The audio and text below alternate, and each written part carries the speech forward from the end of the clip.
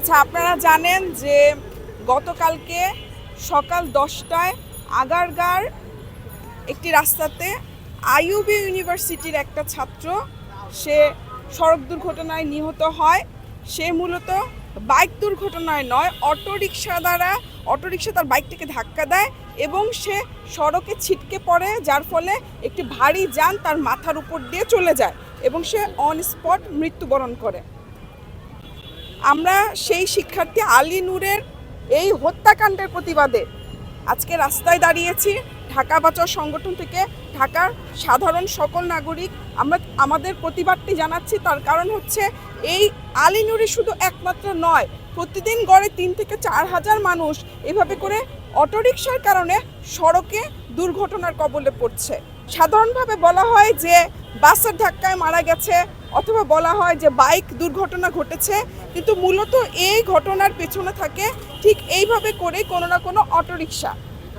এছাড়াও ছোটোখাটো নানান ধরনের ঘটনা কিন্তু আমাদের প্রতিদিনই ঘটে যাচ্ছে, যার জন্য আমাদের ঢাকা শহরে যে সকল নাগরিক আছে, আমরা সাধারণ মানুষ যারা আছি, তারা এখন রাস্তায় চলতে ভয় পায়। আমরা এই হত্যাকাণ্ডের সুষ্ঠু তদন্ত চাই এবং ঢাকা বাঁচাও সংগঠনের পক্ষ থেকে যে সকল অটোরিকশা ঢাকা শহরে আছে এই মুহূর্তে সব ব্যান করে দেওয়া হোক, এই দাবি রাখছি। তার কারণ অটোরিকশাকে সরকার কোনোভাবেই লাইনে নিয়ে আসতে পারবে না। কথা ছিল 15 জুনের মধ্যে ঢাকার সমস্ত অটোরিকশা উঠে যাবে। 15 জুন চলে গেছে, জুলাই চলে গেছে, অগাস্ট চলে গেছে। এই জুন যে আসলে কোন জুন বা কোন বছরের জুন, তাই এখন সরকারের এই সিদ্ধান্তের জন্য মানুষ চিন্তা ভাবনা করছে। সরকার বেশ কিছু পদক্ষেপের কথা বলেছে, কিন্তু ব্যক্তিগতভাবে আমি মনে করি এর একটি পদক্ষেপও সরকার কার্যকরভাবে পালন করতে পারবে না। তার কারণ নম্বর প্লেট যার নাই তাকে তো কোনোভাবেই কন্ট্রোলে নিয়ে আসতে পারে না সরকার।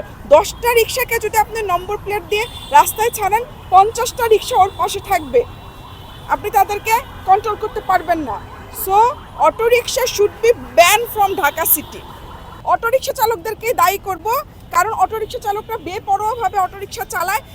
এই চালকদের কোনো ড্রাইভিং লাইসেন্স নাই।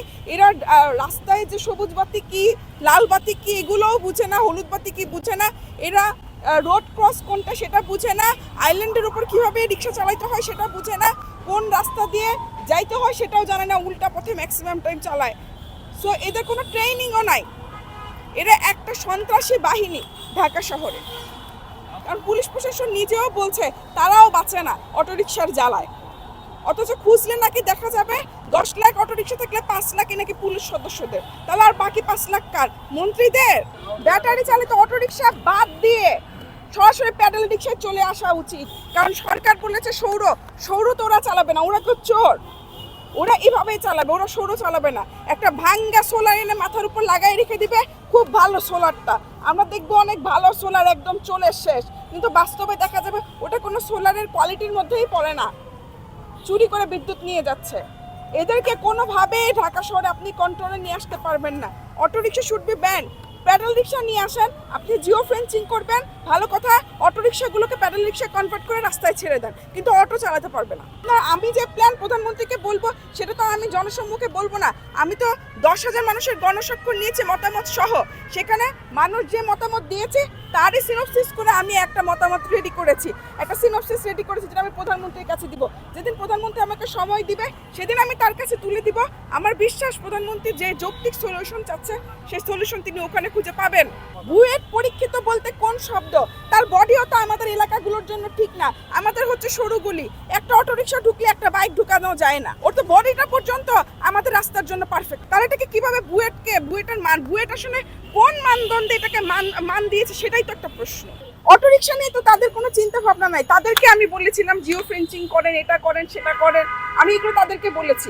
গতদিন বলেছে 8টা অঞ্চল তৈরি করে 8টা অঞ্চলের জন্য তারা হচ্ছে মানে জিও ফেন্স, যেটাকে আমরা বলি যে নির্দিষ্ট করে দিবে রিক্সাগুলো, সেটা খুবই ভালো কথা, কিন্তু কয়শো অটোরিকশা সেটা কি তিনি বলেছেন?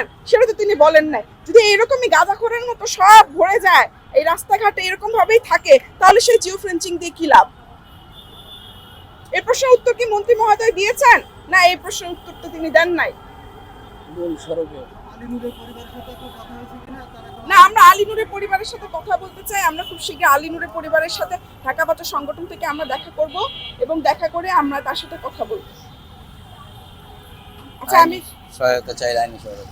আর আমরা আমাদের দাবি হচ্ছে আমরা আইনিভাবে এটা সুষ্ঠু তদন্ত চাই, যেন এই মৃত্যু, এই হত্যাকাণ্ডের জন্য সরকার সুষ্ঠুভাবে এটা তদন্ত করেন। এই একটি হত্যাকাণ্ড না, এরকম হত্যাকাণ্ড অনেক হয়েছে ঢাকা শহরে। আমরা আলী নূরের এই মৃত্যুর তদন্ত সুষ্ঠুর মধ্যে দিয়ে একটি সুষ্ঠু তদন্তের সংস্কৃতি শুরু করতে চাই, এই হকার অটোরিকশা মুক্ত ঢাকা শহর গড়ার।